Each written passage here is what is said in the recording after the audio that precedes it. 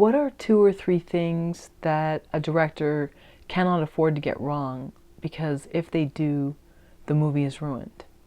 Wow, that's a big question.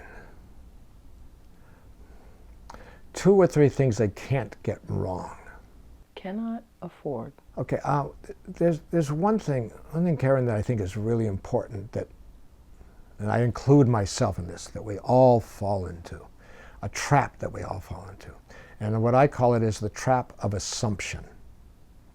Okay? The trap of assumption is, let's say I have a script, and I really like it, and I'm moved by it. Okay? My assumption will be that other people will be moved by it. Somebody else could read it or see this film or whatever and be moved of it. I could be wrong.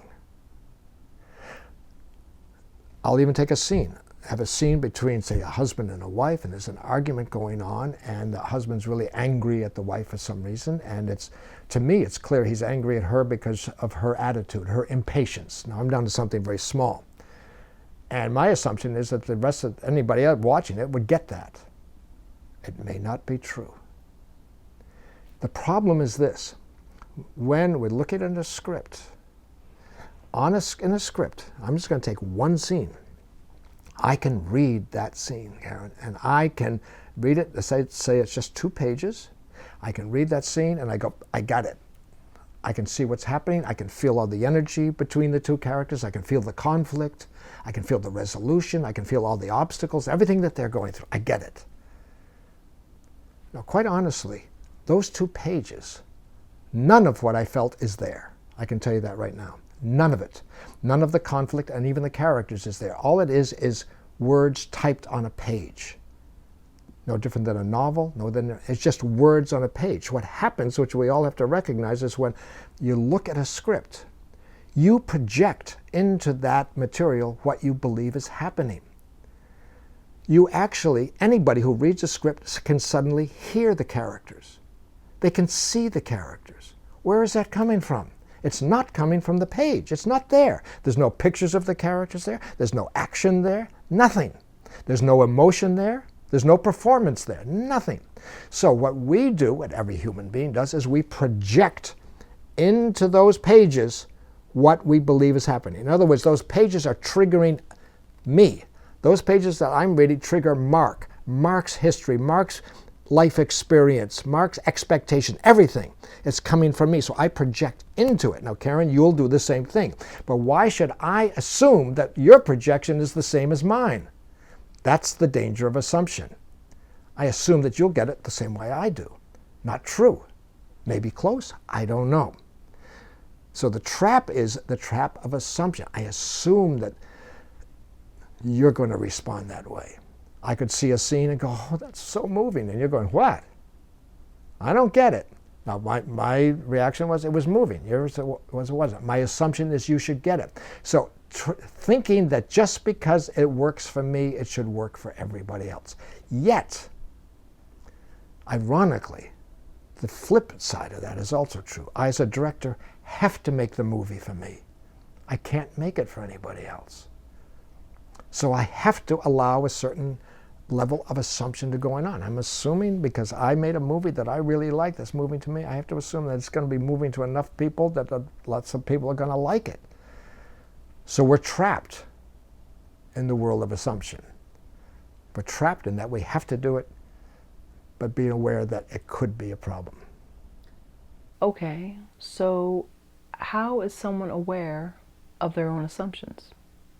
So let's suppose you think these 2 pages of very moving dialogue between 2 characters is just heart-wrenching because you see the world that way or that scene. Mm-hmm. But how are you bouncing that off someone else? Or I don't know if I'm making myself clear. Yeah, I think so, and I think I have an answer for it. Let's stay with this one scene. Because sometimes just looking at one scene, because a movie is, you don't make a whole movie, as you know, you make all these little scenes and you put it together, it becomes a movie. So you have to be very focused, very myopic about that scene. So let's say we have a scene between a husband and wife.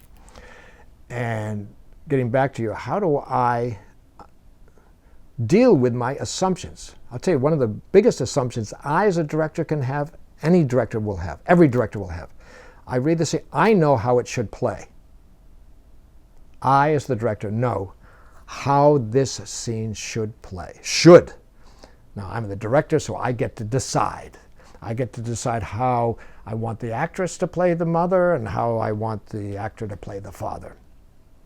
Now, this is what a lot of actors do, and a lot of directors will do. I'm sorry, that's what a lot of directors will do. And I can tell you right now,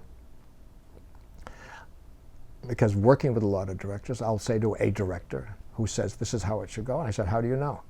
Well, that's clearly the way it should play. I said, how do you know? And I'll talk to them about projection. So there's that assumption. Now we're going to mix with that something else, which makes it even more difficult. You have the two actors. Now those two actors read the scene, and they're making assumptions. The actress will say, oh, I know how to play this. The actor will say, I know how to play him. Now we have three people who have different points of view on how it should play. And I can tell you right now, the director, me, and those two actors, right, we're all wrong. We are all wrong. We are right about our assumptions. We are right about our opinion. But we are wrong. Our opinion actually does not matter. All three of us. The only opinion that matters is the opinion of the characters. The character, the husband and wife, they know. And we're trying to tell them how they should behave. The actors are trying to tell them how to behave by controlling them. I'm trying to tell the actors how to control the characters, how to portray the characters. If I can get to the character, get to the truth of the character, my assumption may be blown right out of the water. And the actors may be too, or may not, I don't know. But my job as the director is to serve the characters. That's getting back to what your question was before, serve the story. Not my version of the story, their version of the story. I want to get to the truth of who they are. I want to get to the truth of these characters that the writer created, that the writer is also making assumptions about. And the writer may even tell me, oh, it should go this way. And I said, well, I don't know if you know either. Let's get to the character. And this gets down to the interrogation process, which is talking to the character. I want to know from the character what they want, what they think, what they feel. Now, one thing that's very important, which may have been in the DVD I gave you, it probably is. But one thing that's very important, and this is a concept that is so, to me, is so clear and so obvious, but nobody talks about it. But as soon as I bring it up, people go, oh yeah. The characters in your movie, the characters in this scene, these two people, this husband and wife, whoever they might be, are not in a movie. They're not. They're two people who are in their life.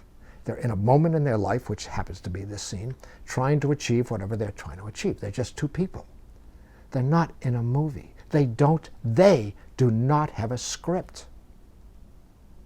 And we are trying to present them as authentically as we can to a viewer. Well, in order to do that, we need to honor them. Not my point of view, necessarily, not the actor's point of view, necessarily, but them. Let's present them as authentically as we can. I have learned so much about characters and story by talking to the characters, by, in a way, and I mean this seriously, dismissing a little bit what the writer says, what the actors say, and even what I think. And I go and I talk to the characters, and I am sometimes so educated and enlightened about who these people are. I go, they're the ones I'm here to serve. They're the ones that the writer is here to serve. We're all there in service of characters. So let's talk to them.